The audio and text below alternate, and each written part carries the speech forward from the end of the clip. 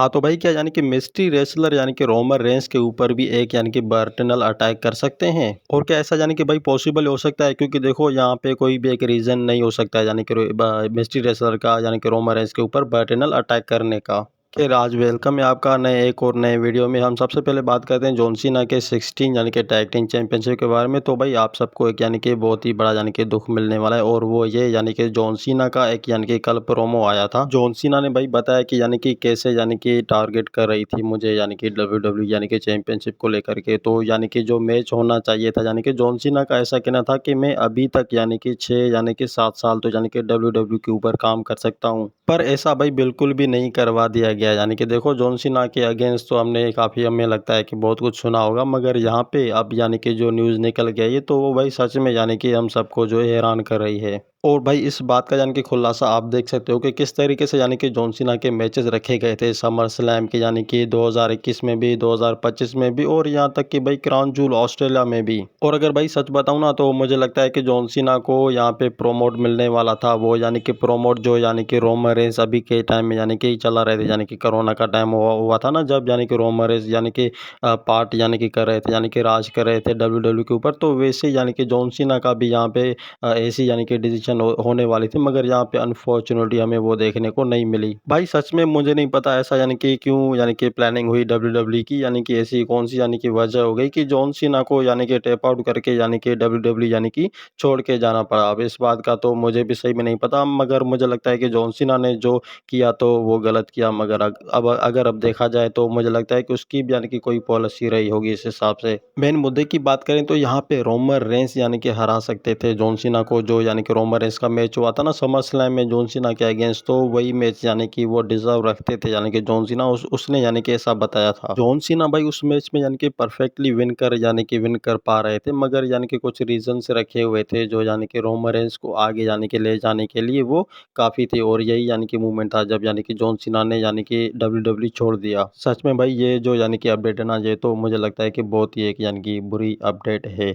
और भाई अगर हम बात करें यहाँ पे डोमिनिक मिस्टीरियो और यहाँ पे फिन बेलर की, तो देखो भाई इन दोनों की भी यहाँ पे जो अब सर्वाइवर सीरीज की यानी कि कांड चल रहे हैं एलिमिनेशन चेंबर को लेकर के, अब ये बंदे दोनों प्लान कर रहे हैं यानी कि रेसलमेनिया के लिए। और हाँ भाई मैं सच बता रहा हूँ आपको, देखो ये यानी कि जो मैच होने वाला है ना यानी कि रेसलमेनिया में, तो ये एक यानी कि विन कार्ड होने वाला है, क्योंकि ये एक परफेक्ट यानी कि बंदे हैं यानी कि जो रेसलमेनिया तक जाने वाले हैं। और हो सकता है कि यानी कि जो अब स्मैकडाउन का शो आए, यानी कि मंडे नाइट रॉ का यानी कि जो एपिसोड आए, तो मुझे लगता है कि शायद हम सबको जो इन दोनों की यहाँ पे करतूतें हमें देखने को मिलेगी, और शायद ये यानी कि खुद से यानी कि अब जज करने लगेंगे। पर मुझे लगता है कि भाई ऐसा यानी कि बहुत यानी कि पहली बार भी हो चुका है, क्योंकि देखो आफ्टर ऑल यहाँ पे जो डोमिनिक मिस्टीरियो है या फिर फिन बेलर की अगर हम बात करें, तो ये दोनों ही यानी कि जो बंदे हैं अभी के टाइम यानी कि जजमेंट यानी कि टीम में, तो ये दोनों एक यानी कि खास लीडर हैं, अपने यानी कि खुद के यानी कि बलबूते पे खड़े रह सकते हैं। और अगर हाँ भाई परफेक्ट जो बंदा यानी कि विन कैरेक्टर वाला है ना, तो वो मुझे लगता है कि वो फिन बेलर है, क्योंकि देखो भाई फिन बेलर ने अभी के टाइम में बहुत ऐसे सारे मैचेस किए भी हैं डब्ल्यूडब्ल्यू में, और यानी कि जीते भी हैं, यानी कि डोमिनिक मिस्टीरियो से तो बेहतर ही है, मुझे तो यही लगता है भाई। बाकी आपको क्या लगता है आप बताइएगा कमेंट में। और हम बात करते हैं यहाँ पे जो मिस्ट्री यानी कि बॉक्स एक आया था यानी कि मंडे नाइट रॉ के एक यानी कि इवेंट के ऊपर, तो यानी कि लोगों का कहना है कि इसमें जो है यानी कि क्रिस जेरिको है। अब हाँ भाई हमने ऐसा यानी कि पहली बार नहीं यानी कि कई बार देखा है कि जो भी एक यानी कि बॉक्स आता है यानी कि रिंग के बीच बीच में, तो उसमें से एक शायद ही यानी कि कोई एक न्यू यानी कि परफेक्ट साइड कैरेक्टर जो बंदा है ना यानी कि रेसलर वूमेन का, इस तरीके से जो जो कोई अपना रिकॉर्ड